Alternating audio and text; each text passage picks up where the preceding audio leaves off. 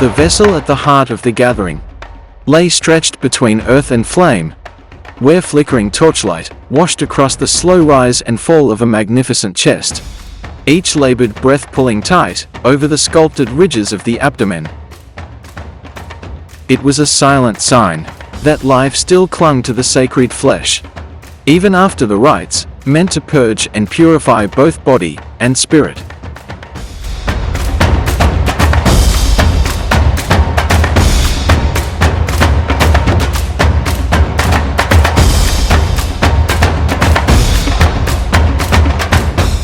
His wrists were bound firmly to the charred torch poles, arms stretched wide in submission, while the ancient stone beneath him pulsed with fading heat.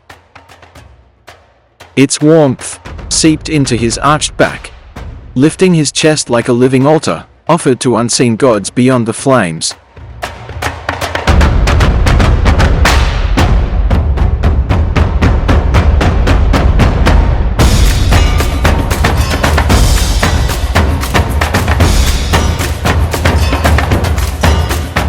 His glistening skin shone like polished bronze, no longer his own, but claimed by earth and spirit alike.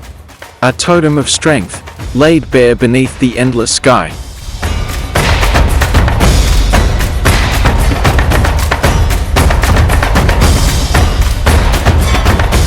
This was no nameless sacrifice. This was Tarsan, Lord of the Jungle.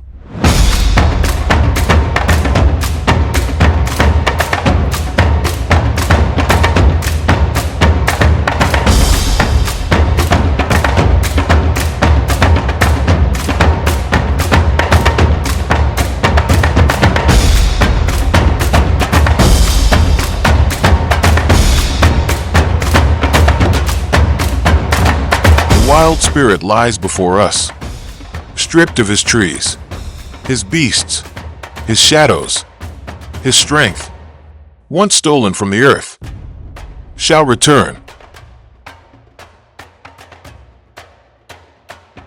The power bound in his muscles, the will burning in his heart, and the sacred seed cradling the promise of new life.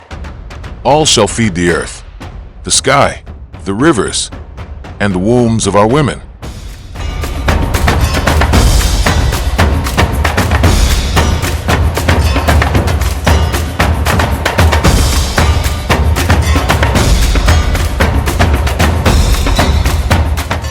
The voice rang out from Zun, chieftain of the MsMsM, standing tall upon the raised platform before his hut. The cracked white paint stretched across his face like cursed bone, the dark hollows surrounding his eyes turning his gaze into empty voids. Cold, unblinking, and without mercy. It was a mask, not of a man, but of a spirit who walked with death at his side. No trace of reverence, only the sharp gleam of triumph.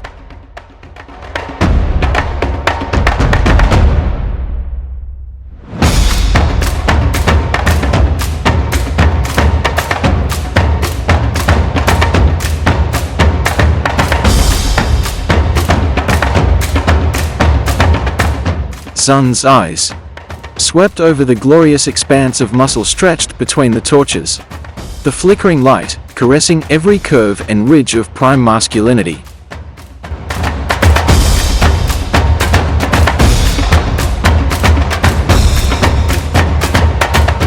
This night, the spirits accept him, he declared, his voice rising above the crackling flames.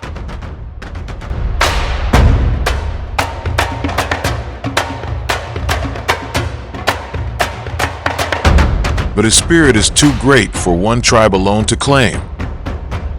Each village will share in his strength. Each will drink from his suffering. Each will touch the flesh of the wild spirit and take what they need, until nothing is left of the man who once defied us.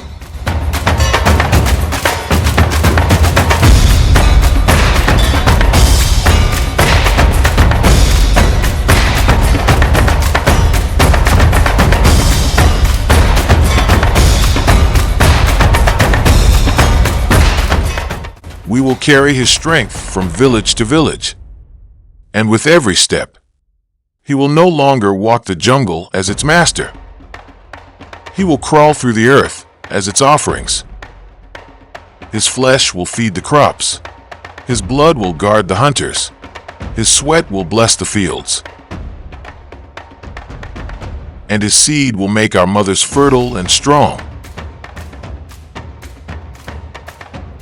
The words flowed from the cruel tribal chief, each sentence falling like a stone into still water, rippling through the gathered tribes.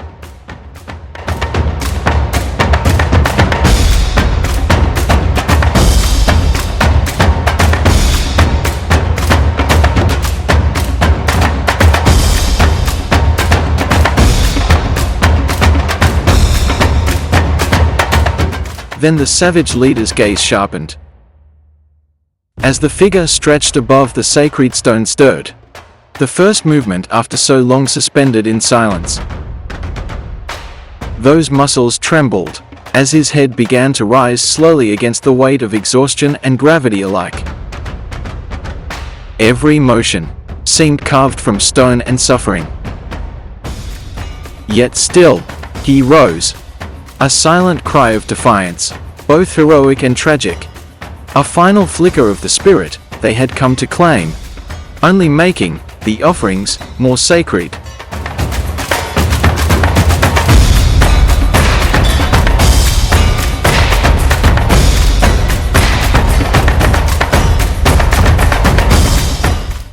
Tarsan stirred.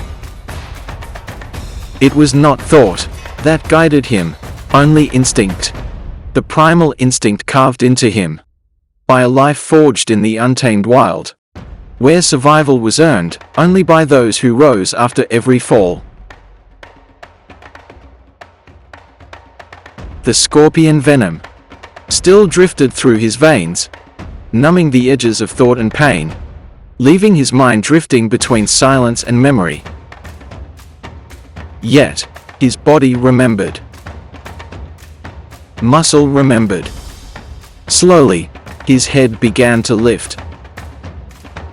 Sweat ran from his brow, blurring his vision, but the voice that cut through the night was unmistakable. The voice of the man who had set all this in motion. Son. At dawn, we begin the sacred march. The word struck like the beat of a ceremonial drum, sealing his fate.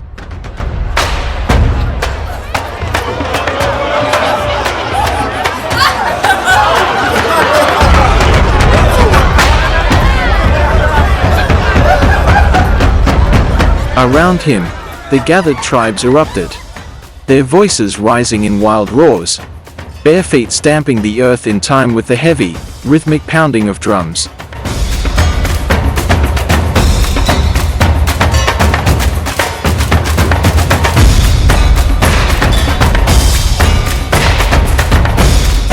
The sound merged with the flickering flames and the whispers of unseen spirits, drawn to witness the moment.